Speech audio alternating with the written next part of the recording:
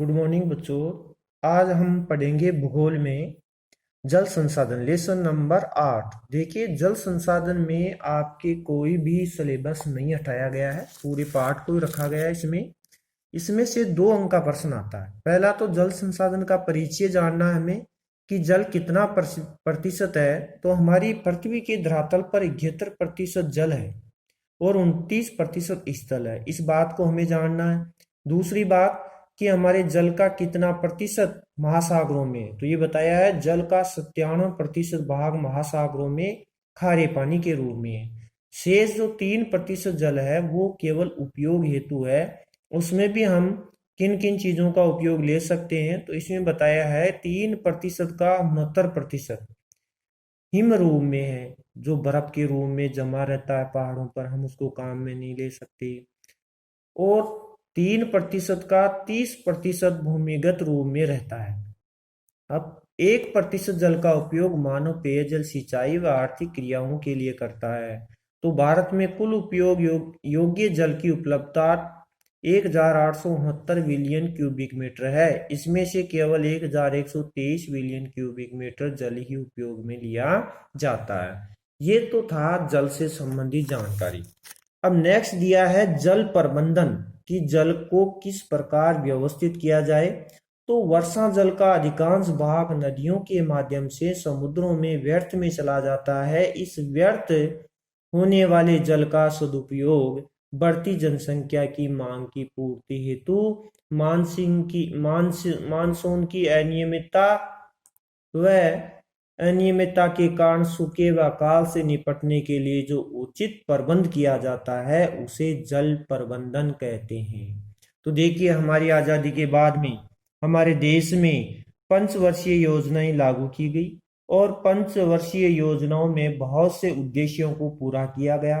इसीलिए इन पंचवर्षीय योजनाओं को बहुउद्देशीय परियोजनाएं भी कहते हैं। बहुउद्देशीय परियोजनाएं इसलिए कि ऐसे कार्य जिनको बहुत से उद्देश्य छिपे हो, तो बहुत से उद्देश्यों को पूरा करने के लिए किया जाने वाला कार्य बहुउद्देशीय परियोजना का रूप दिया गया है। अब बहुउद्देशीय परियोजनाओं के क्या क्या लाभ है, ये एक मुख्य बात है। 2 अंक का प्रश्न आता है यहाँ पर, बहुउद्देशीय परियोजनाओं से होने वाले लाभ बताइए। तो देखिए, पहला है बाढ़ व सूखे की समस्या और बचाव होने बाढ़ और सूखे की समस्या से बचाव होने लगा। वहीं बिजली, पेयजल आपूर्ति, सिंचाई का पालन और पर्यावरण के संरक्षण में सहयोग मिला। इन बहुउद्देशीय जल परियोजनाओं को देश के प्रथम प्रधानमंत्री था हमारा पंडित जवाहरलाल नेहरू। तो पंडित जवाहरलाल नेहरू ने इन बहुउद्देशीय परियोजनाओं को आधुनिक भारत का मंदिर कहा है। वेरी वेरी मोस्ट है कि आधुनिक भारत का मंदिर किसने कहा? पंडित जवाहरलाल नेहरू ने। किनको कहा? बहुउद्देशीय परियोजनाओं को। तो जितने भी बांध बनाए गए हैं नदियों पर, उनको बहुउद्देशीय परियोजनाएं कहते हैं। दूसरा प्रश्न बनता है यहाँ पर कि केंद्र सरकार की परियोजनाएं और राज्य सरकार, हमारी राजस्थान की राज्य सरकार के द्वारा या और राज्यों की बहुउद्देशीय परियोजनाओं के नाम।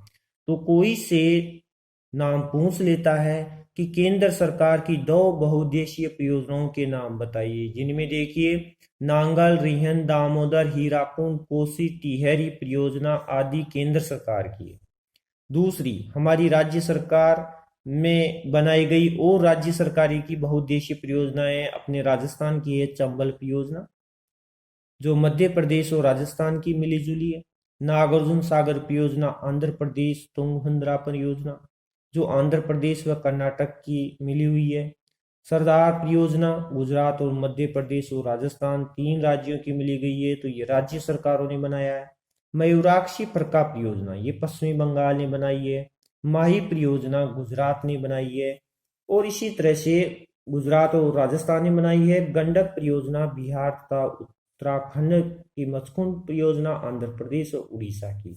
ये है राज्य सरकारों की बहुउद्देशीय परियोजना। तो कोई सी 2 पूछ लेता है।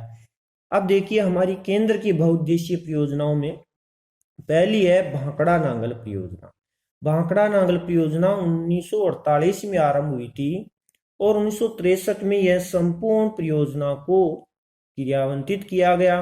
ये कहते हैं कि सतलज नदी पर बनाया गया एक बांध है जो हिमाचल प्रदेश, हमारा राज्य है हिमाचल प्रदेश, राजस्थान अपने भारत का राज्य है हिमाचल प्रदेश।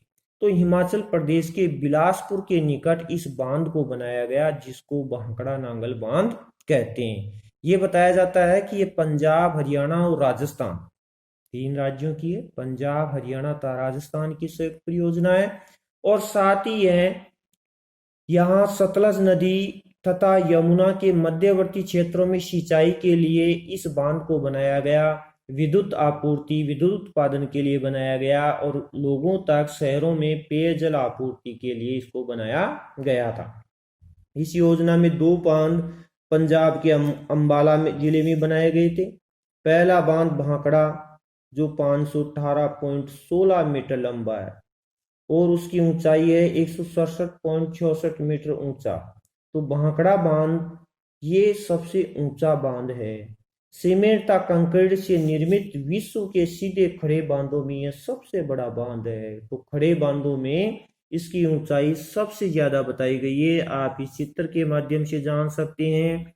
ये इसकी चौड़ाई दे रखी है 2 पहाड़ों के बीच और ये इसकी ऊंचाई दे रखी है। तो ऊंचाई में विश्व का सबसे बड़ा बांध बनाया गया है जो भांकड़ा नांगल बांध है। अब देखिए दूसरा भांकड़ा बांध 13 किलोमीटर नीचे नांगल नामक स्थान पर बनाया गया है जो कि भांकड़ा बांध के अतिरिक्त जल को संचित करने के उद्देश्य के लिए बनाया गया है। इन बांधों से सिंचाई के लिए भांकड़ा नहर, सरियंद नहर, नांगल नहर, बिस्त दोआब नहर तथा नवाना नहरें निकाली गई है। देखिए नांगल विद्युत गृह कोटला का गंगवाल में 2 इसके विद्युत ग्रहों का निर्माण भी किया गया है। विद्युत ग्रह बनाए गए हैं वहां कोटला और गंगवाल में ताकि बिजली को एकत्रित किया जाए। अब नेक्स्ट दिया है हमारी दामोदर परियोजना। हमें जानना है दामोदर परियोजना दामोदर नदी पर बनाया गया बांध है। अब देखिए दामोदर नदी पश्चिमी बंगाल की शोक नदी है।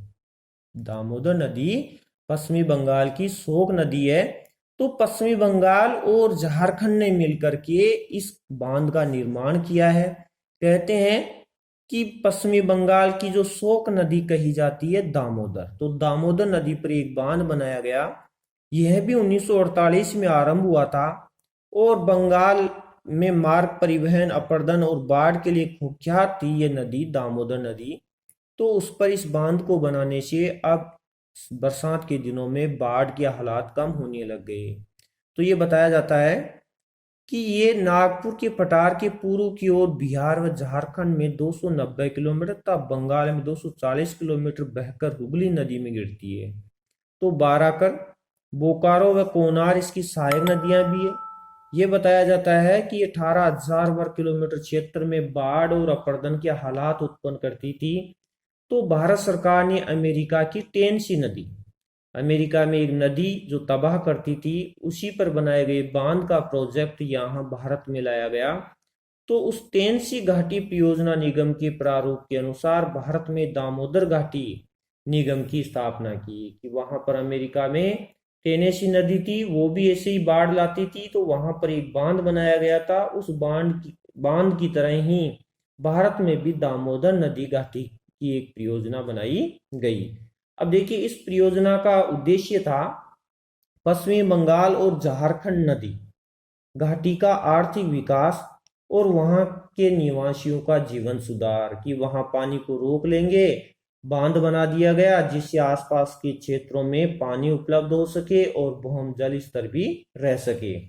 ये बताया जाता है कि वहां पर इस योजना में बाराकर नदी व मेंथान बाल पहाड़ी व तेलैया बांध, बोकारी नदी पर बोकारो बांध और कोनार नदी पर कोनार तथा दामोदर नदी पर अगर बांध, वहां छोटे छोटे और बांध भी बनाए गए जो तीनों नदियां आकर के मिलती थी। बरमो बांध, बाल पहाड़ी 8 बांध, एक दुर्गापुर अवरोधक बांध, बोकारो, चंद्रपुर तथा दुर्गापुर में 3 जल विद्युत गृहों का निर्माण भी किया गया जहां बिजली बनाई जाती है। तो 2500 किलोमीटर नहरी प्रणाली का भी विकास किया गया, वहां नहरों का निर्माण किया गया। 2500 किलोमीटर क्षेत्र में सिंचाई होने लग गई। तीसरी परियोजना है अपनी हीराकुंड। देखिए बच्चों, हीराकुंड परियोजना उड़ीसा में, हीराकुंड परियोजना उड़ीसा में नदी बहती है जहां प्रायद्वीपीय क्षेत्र भी कहा गया है, क्योंकि ये इसका पानी समुद्र में जाता है। तो ये महत्वाकांक्षी योजना है क्योंकि उड़ीसा की शोक नदी के नाम से जाना जाता है, महानदी। महानदी उड़ीसा की शोक नदी होने के कारण वहां पर बाढ़ के हालात आते थे, क्योंकि यह छत्तीसगढ़ की बस्तर की पहाड़ियों से इसका उद्गम स्तर है महानदी का। तो पहाड़ियों में तो ये भूमिगत कटाव नहीं करती है, लेकिन उड़ीसा के मैदानी भागों में ये बहुत बाढ़ के हालात उत्पन्न कर देती थी। महानदी छत्तीसगढ़ में बस्तर की पहाड़ियों में बहकर के उड़ीसा तथा नदी घाटी क्षेत्रों में मानसून काल में बाढ़ स्थिति पैदा करती है। तो शेष समय में सूखे व अकाल की स्थिति हो जाती थी। कहते हैं बाढ़ से पानी बहकर के समुद्र में चला जाता था। अब उड़ीसा के मैदानी भाग सूखे रहते थे। इस कारण से भारत सरकार ने, हमारी केंद्र सरकार ने 68 करोड़ रुपए की संबलपुर से 14 किलोमीटर ऊपर की ओर हीराकुंड बांध का निर्माण करवाया। ये हीराकुंड बांध की तस्वीर देख सकते हैं। देखिए, इसकी लंबाई सबसे ज्यादा है। भांकड़ा नांगल बांध की तो ऊंचाई सबसे ज्यादा है और हीराकुंड बांध की लंबाई सबसे ज्यादा है। तो ये विश्व का सबसे लंबा हुआ और भांकड़ा नांगल विश्व में सबसे ऊंचा बांध हुआ। तो इस लंबाई के अनुसार इसकी लंबाई ज्यादा है इस बांध की, पानी बहुत एकत्रित किया जाता है। तो ये कहते हैं कि यह विश्व का सबसे लंबा बांध है, जिसकी लंबाई 6801 मीटर है और जिसमें 810 करोड़ घन मीटर जल संचित होता है बरसात का। इसके जहां अलावा तिकरपाड़ा तथा नराज में 2 अन्य बांध बनाए गए हैं। इस योजना को 2 चरणों से पूरा किया गया है, जिसमें प्रथम चरण में उड़ीसा के संबलपुर जिले में हीराकुंड बांध बनाकर इसके जहां दाहिनी ओर बोरगढ़ नहर तथा बाईं ओर सेशन तथा संबलपुर नहर प्रणाली को विकसित किया गया है। तो दूसरे चरण में 4 विद्युत गृहों का निर्माण भी किया गया है जहां बिजली बनाई जाती है। तो हीराकुंड बांध उड़ीसा की बहुउद्देशीय परियोजना है। उड़ीसा में इसको इसलिए बनाया गया क्योंकि बाढ़ के हालात आते थे, मैदानी भागों में पानी बहुत कम रहता था।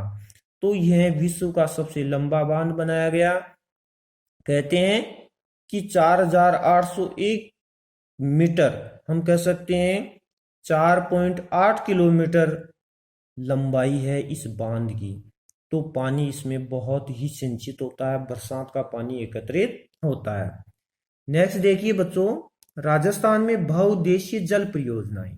अब राजस्थान के बारे में हम पढ़ेंगे कि राजस्थान में कौन कौन सी जल परियोजनाएं हैं जिनसे हमारे राजस्थान को बरसात का जल एकत्रित किया जाता है। पहली है चंबल घाटी परियोजना, जिसको आपने सुना होगा नाम चंबल परियोजना। ये चंबल नदी पर बनाया गया बांध है। इसके 3 बांध है। चंबल परियोजना में 3 बांधों को उपयोग में किया गया है। ये कहते हैं राजस्थान और मध्य प्रदेश की संयुक्त परियोजना है। राजस्थान सरकार और मध्य प्रदेश की सरकार ने मिलकर के चंबल नदी पर 1953 पर इस काम को आरंभ किया गया था। कहते हैं कि भूमि जहां प्रवाह नदी के प्रवाह से यानी नदी के बहने से भूमि अपरदन तथा बाढ़ के कारण अन्य संक्रमित आपदाओं से होने वाली हानि से बचाव के लिए 3 चरणों में आरंभ की गई इस योजना में प्रथम चरण था मध्य प्रदेश। तो मध्य प्रदेश जिले में जो सीमा पर राजस्थान और मध्य प्रदेश की सीमा पर यानी दक्षिणी सीमा पर जो बांध बनाया गया उसका नाम रखा गांधी सागर बांध और वहां नहरी प्रणाली का निर्माण किया गया। दूसरे चरण में फिर राजस्थान के चित्तौड़गढ़ में एक और बांध बनाया। ये राजस्थान का है, राउत भाटा नामक स्थान पर राणा प्रताप सागर बांध। और तीसरे चरण में फिर कोटा बूंदी जिले की सीमा पर एक और बांध बनाया गया जिसका नाम है जवार सागर बांध। तो जवार सागर पिकअप बांध विद्युत गृहों का निर्माण किया गया। अब जहां कोटा में नहरी प्रणाली का विकास किया गया, तो नहरी प्रणाली के विकास को वहां कोटा बैराज के नाम से जाना जाता है। बैराज का क्या तात्पर्य है? वह स्थान जहां नदियों के द्वारा या बांध के द्वारा नहरों से सिंचाई की जाती है, उस स्थान को बैराज कहा जाता है। तो जहां सिंचाई के रूप में नहरी प्रणाली का विकास किया जाता है, उस स्थान को बैराज कहा जाता है। जैसे कोटा में नहरों से सिंचाई होती है तो उसको कोटा बैराज के नाम से जाना जाता है। तो बच्चों, प्रश्न यहाँ वेरी मोस्ट बनता है, बैराज का क्या तात्पर्य है? तो वह स्थान जहां पर नहरों के द्वारा सिंचाई की जाती है, उस स्थान को बैराज कहा जाता है।